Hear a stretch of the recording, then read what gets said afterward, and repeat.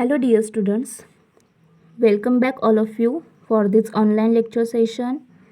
I am Miss Sonam Pawar, and today's lecture of career oriented course, certificate course in human resource management. And today's lecture, we have see a new concept, and the new concept it is types of employees in IHRM. Dear students, आपण या ठिकाणी career oriented course, certificate course in human resource management यासाठीचा study करतो आहे. आजच्या लेक्चर्समध्ये आपण एक नवीन कन्सेप्ट डिस्कस करणार आहोत. ती कन्सेप्ट आहे types of employees in IHRM. आपण प्रिव्हियस लेक्चर्समध्ये ऑलरेडी IHRM ही कन्सेप्ट काय आहे, ओके, IHRM स्टँड्स फॉर काय, इंटरनॅशनल ह्युमन रिसोर्स मॅनेजमेंट, हे डिस्कस केले आहे. त्यामध्ये IHRMचे मीनिंग, त्याचे डेफिनेशन्स, त्याचबरोबर IHRM आणि डोमेस्टिक HRM या दोघांमध्ये डिफरन्स काय आहे, तो डिफरन्स आपण अनेक बेसिसच्या आधारे डिस्कस केला आहे. आणि आजच्या लेक्चर्समध्ये आपण types of employees in IHRM he concept discuss करणार आहोत. ही कन्सेप्ट डिस्कस करण्यापूर्वी आपण पुन्हा एकदा IHRM ही कन्सेप्ट काय आहे त्याचा ओव्हरव्ह्यू घेऊया आणि त्यानंतर types of employees in IHRM हे डिस्कस करूया. नाव let's C introduction of IHRM. The concept of HRM as we are familiar with today began to evolve from the early 19th century, but the concept of international HRM is of a recent origin. तुम्हाला तर माहिती आहे की कोणतीही company असो, कोणतीही organisation असो, त्या ठिकाणी प्रोडक्शन फॅक्टर्स इम्पॉर्टंट असतात. ते प्रोडक्शन फॅक्टर्स कोणते, तर machinery, money, material, manpower, okay, and method. मग हे जे काही प्रोडक्शन फॅक्टर आहेत, ते प्रोडक्शन फॅक्टर, हे सर्वच प्रोडक्शन फॅक्टर इम्पॉर्टंट आहे, परंतु यामधील मोस्ट इम्पॉर्टंट फॅक्टर म्हणजे मॅनपॉवर, म्हणजेच ह्युमन रिसोर्स. मग या ह्युमन रिसोर्सचे देखील मॅनेजमेंट योग्य त्या पद्धतीने केले पाहिजे आणि तेच मॅनेजमेंट करण्यासाठी ह्युमन रिसोर्स मॅनेजमेंट या ठिकाणी काम करीत असते.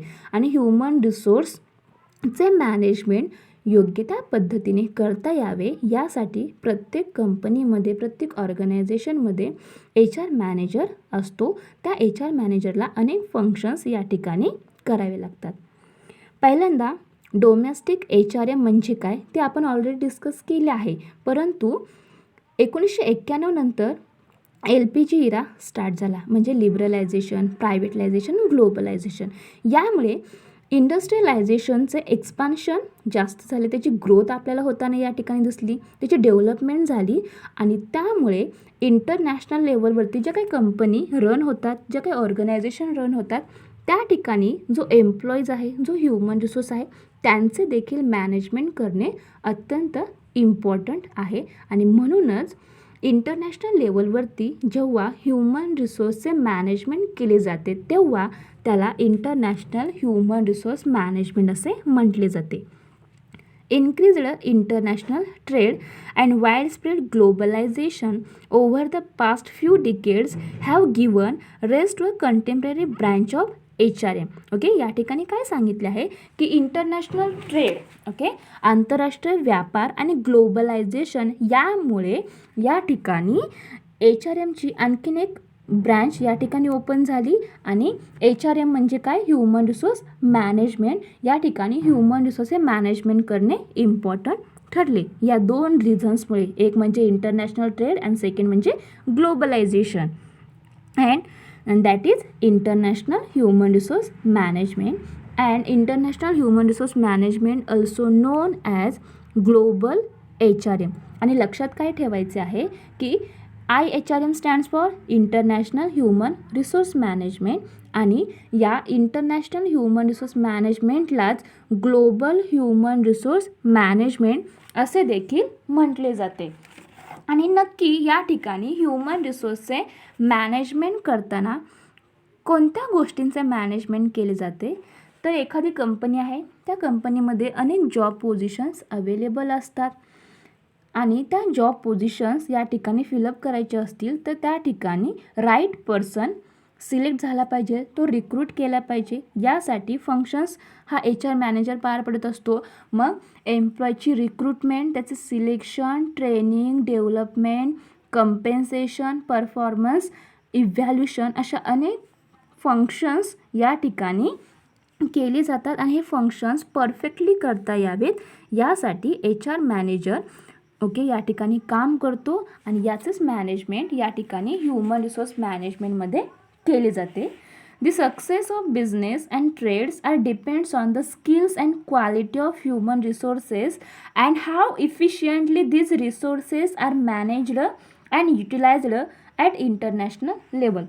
कोणताही बिझनेस असो, तो लहान असेल, मोठा असेल, कोणताही असेल, परंतु तो बिझनेस सक्सेस कधी होऊ शकतो, तर तो बिझनेस, तो ट्रेड कधी सक्सेस होऊ शकतो, तर त्या ठिकाणी जो काही ह्युमन रिसोर्स काम करतो आहे त्याच्याकडे जास्त स्किल्स असतील, त्या ह्युमन रिसोर्सचे नॉलेज जास्त असेल, क्वालिटेटिव्ह ह्युमन रिसोर्स असेल तरच तो बिझनेस सक्सेस होऊ शकतो आणि तो ह्युमन रिसोर्स इफेक्टिवली त्या ऑर्गनायझेशनमध्ये काम करू शकतो आणि त्या ह्युमन रिसोर्सने इफिशियंटली त्या ऑर्गनायझेशनमध्ये काम केले पाहिजे. यासाठी अनेक गोष्टींचे नॉलेज त्याला प्रोव्हाइड केले पाहिजे. यासाठी ती कंपनी काय करते, तर त्याची डेव्हलपमेंट प्रोग्राम्स ऑर्गनाईज करत असते, अनेक वेगवेगळे डेव्हलपमेंट स्ट्रॅटजीज ठरवित असते, त्या ट्रेनिंग प्रोग्राम्स ऑर्गनाईज करत असते आणि त्याच्यामधून तो ह्युमन रिसोर्स डेव्हलप करून त्याची या ठिकाणी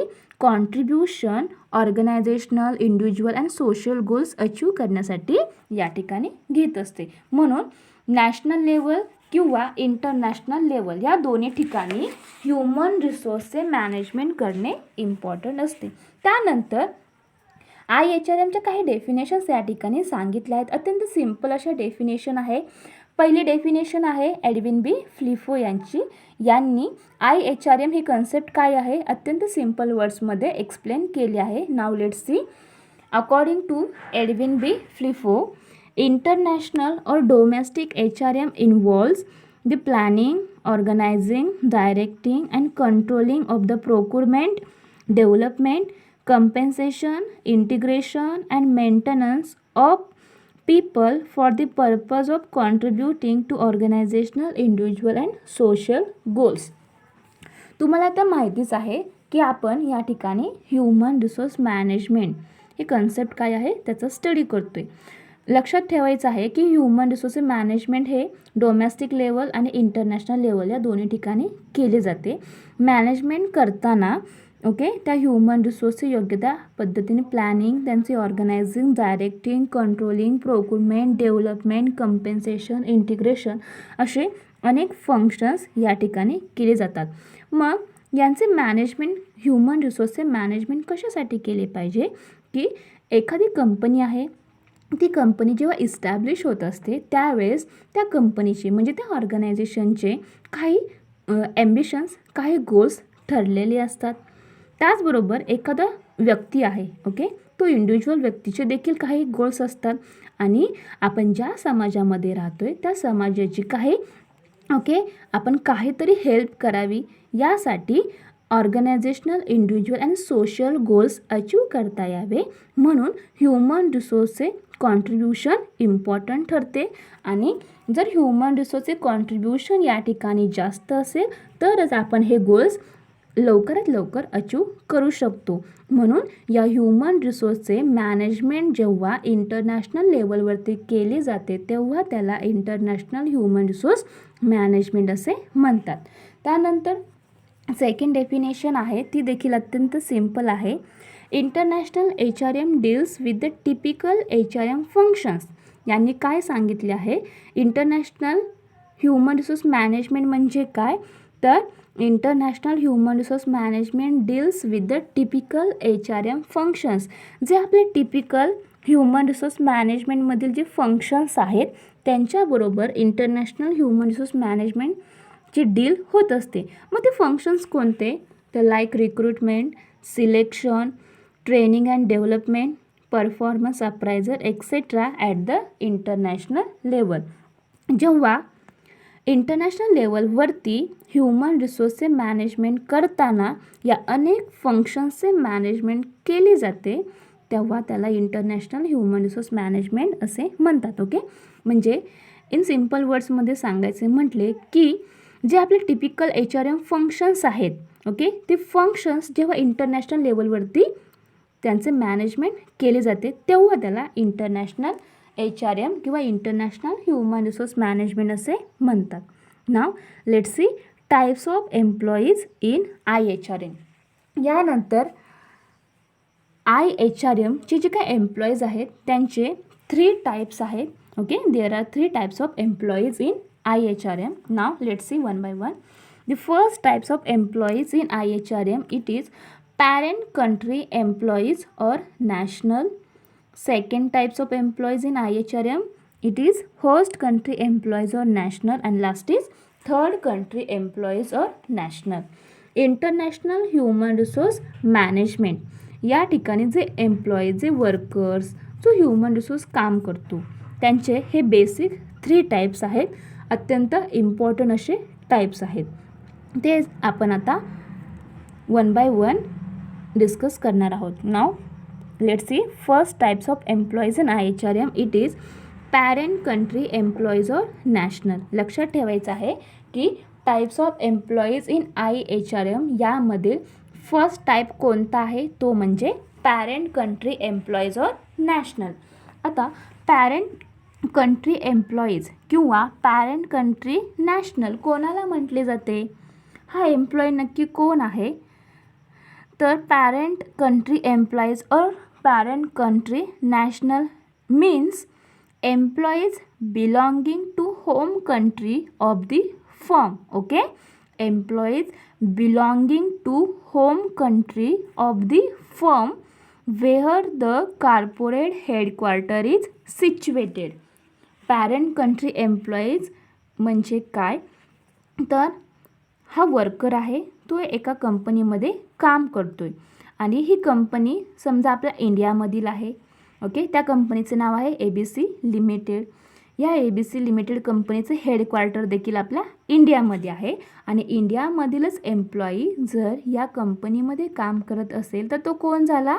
तर तो पॅरेंट कंट्री एम्प्लॉईज झाला आणि या पॅरेंट कंट्री एम्प्लॉईजलाच होम कंट्री एम्प्लॉईज असे देखील म्हटले जाते. ओके, अत्यंत सिम्पल असे याचे या ठिकाणी मिनिंग आहे की पॅरेंट कंट्री एम्प्लॉईज और पॅरेंट कंट्री नॅशनल कोणाला म्हटले जाते? तर कंपनीचे हेडक्वार्टर ज्या कंट्रीमध्ये आहे आणि त्या कंट्रीमधीलच एम्प्लॉईज त्या कंपनीमध्ये काम करत असतील तर त्याला पॅरेंट कंट्री एम्प्लॉईज किंवा होम कंट्री एम्प्लॉईज किंवा पॅरेंट कंट्री नॅशनल्स असे म्हटले जाते. त्यानंतर सेकंड टाईप आहे तो होस्ट कंट्री एम्प्लॉईज और होस्ट कंट्री नॅशनल. हा देखील IHRM एम्प्लॉईजच्या टाईप्समधील सेकंड टाईप आहे, परंतु हा देखील खूप इम्पॉर्टंट आहे. नाव let's see host country employees और होस्ट कंट्री नॅशनल म्हणजे काय? Host country employees means employees belonging to the nation in which the subsidiary is situated. Okay, employees belonging to the nation in which the subsidiary is situated. आपण पहिला type पाहिला तो म्हणजे parent country employees किंवा home country employees आणि second type कोणता आहे? Host country employees. Parent country एम्प्लॉईजमध्ये आपण काय पाहिलं तर इंडिया आहे, त्या इंडियामध्ये ABC कंपनी आहे, त्या कंपनीचं हेडक्वार्टर आपल्या इंडियामध्येच आहे आणि इंडियामधीलच वर्कर त्या कंपनीमध्ये काम करते म्हणजे तो कोण आहे? Home country employees. याच्या अपोजिट होस्ट कंट्री एम्प्लॉईज किंवा होस्ट कंट्री नॅशनल म्हणजे काय? तर या ठिकाणी समजा 2 कंट्री, इंडिया आहे, एक US आहे.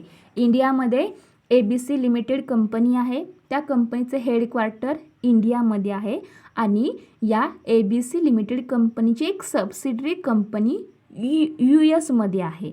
ओके, सबसिडरी कंपनी US मध्ये आहे आणि त्या कंपनीमध्ये जर एम्प्लॉईज काम करत असेल, ओके, US कंपनीमध्ये जर एम्प्लॉई काम करत असेल तर तो कोण झाला, होस्ट कंट्री एम्प्लॉईज. ओके, अत्यंत सिम्पल मीनिंग आहे की इंडिया आहे, US आहे, इंडियामध्ये एक ABC लिमिटेड कंपनी आहे, या ABC लिमिटेड कंपनीचे हेडक्वार्टर इंडियामध्येच आहे आणि त्याचबरोबर या कंपनीची एक सबसिडरी US आहे. त्याचं फॉर एक्झाम्पल XYZ कंपनी आहे आणि या XYZ कंपनी कोण आहे, ती सबसिडरी कंपनी आहे आणि या कंपनीमधील इंडियामधील वर्कर काम करत असेल तर तो झाला होस्ट कंट्री एम्प्लॉईज किंवा host country national.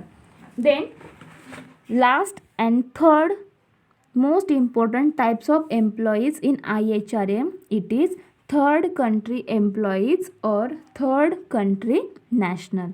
Now let's see what is mean by third country employees or third country national. Third country employees, it means these are the employees who are not from home country, host country, but are employed at subsidiary और corporate headquarters company. Okay, आपण पहिल्यांदा parent country म्हणजेच home country employees, त्यानंतर host country employees यांचे आपण या ठिकाणी discussion केले, त्यांचे मीनिंग काय ते आपण ठिकाणी पाहिले. मग या ठिकाणी types of employees in IHRM मधील थर्ड कंट्री एम्प्लॉईज किंवा थर्ड कंट्री नॅशनल हा देखील अत्यंत इम्पॉर्टंट असा हा टाईप आहे. आता थर्ड कंट्री एम्प्लॉईज कोणाला म्हटले जाते, तर these are the employees who are not from home country and who are not from the host country. Okay, लक्षात ठेवायचं आहे की थर्ड कंट्री एम्प्लॉईज कोणाला म्हटले जाते की फॉर एक्झाम्पल एक कंपनी आहे ABC लिमिटेड कंपनी. ओके, त्याचे हेडक्वार्टर इंडियामध्ये आहे, त्याची एक सबसिडरी ब्रँच आहे, त्याची एक सबसिडरी कंपनी US मध्ये आहे. ओके, परंतु इंडियामधील आणि US मधील ओके जो वर्कर काम करतो तो कोणता झाला, होम कंट्री किंवा होस्ट कंट्री. परंतु हा होम कंट्रीमधला पण नाही आहे, म्हणजे तो इंडियामधील पण नाही आणि तो US मधला पण नाही, परंतु तो त्या कंपनीमध्ये काम करतोय आणि तो चायनाचा आहे, तर तो कोण झाला, तर तो झाला third country employees. Okay, third country employees किंवा थर्ड कंट्री नॅशनल म्हणजे नक्की काय, तर जे एम्प्लॉईज हे होम कंट्री किंवा होस्ट कंट्रीमधील नाहीत, परंतु ते सबसिडरी कंपनीमध्ये किंवा कंपनीची जी मेन कंपनी आहे त्या कंपनीचं हेडक्वार्टर ज्या कंट्रीमध्ये आहे त्या कंपनीमध्ये काम करत असतील तर त्यांना थर्ड कंट्री एम्प्लॉईज असे म्हणतात. ओके, लक्षात ठेवायचं आहे की होम कंट्रीमधील एम्प्लॉई आणि होस्ट कंट्रीमधील एम्प्लॉई ओके हे अत्यंत इम्पॉर्टंट आहे. त्याचप्रमाणे थर्ड कंट्री एम्प्लॉईज देखील इम्पॉर्टंट असतात आणि हे सर्व एम्प्लॉईज इंटरनॅशनल लेवलवरती त्या कंपनीमध्ये काम करीत असतात. तर अशा प्रकारे हे टाईप्स ऑफ एम्प्लॉईज इन IHRMचे प्रकार आहेत. ते म्हणजे 3 प्रकार आहेत. पहिला आहे पॅरेंट कंट्री एम्प्लॉईज, सेकंड आहे होस्ट कंट्री एम्प्लॉईज आणि थर्ड आहे third country employees. Parent country एम्प्लॉईजना होम कंट्री एम्प्लॉईज असे म्हटले जाते. पॅरेंट कंट्री एम्प्लॉईज हा IHRMमधील फर्स्ट असा मोस्ट इम्पॉर्टंट टाईप आहे की या ठिकाणी होम कंट्रीमधील एम्प्लॉई जर त्या कंपनीमध्ये काम करत असेल तर तो झाला पॅरेंट कंट्री एम्प्लॉईज. म्हणजे इंडिया आहे, या इंडियामध्ये ABC कंपनी आहे, त्या कंपनीचं हेडक्वार्टर आपल्या इंडियामध्येच आहे आणि इंडियामधीलच वर्कर जर या कंपनीमध्ये काम करत असेल तर तो झाला parent country employees. Host country employees कोणाला म्हटले जाते, तर हा टाईप्स ऑफ एम्प्लॉईज इन IHRMमधील सेकंड टाईप आहे. आपला इंडिया आहे, इंडियामध्ये ABC कंपनी आहे, त्या ABC कंपनीचं हेडक्वार्टर इंडियामध्ये आहे, परंतु त्याची एक सबसिडरी ब्रँच US मध्ये आहे. त्या सबसिडरी कंपनीमध्ये इंडियामधील किंवा त्या US मधील वर्कर काम करतोय तर तो कोण झाला, होस्ट कंट्री एम्प्लॉईज. आणि थर्ड कंट्री एम्प्लॉईज कोणाला म्हटले जाते, तर ABC लिमिटेड कंपनी आहे, ती इंडियामध्ये आहे, त्याचं हेडक्वार्टर आपल्या इंडियामध्ये आहे. त्याचबरोबर या ABC लिमिटेड कंपनीची एक सबसिडरी कंपनी US मध्ये आहे.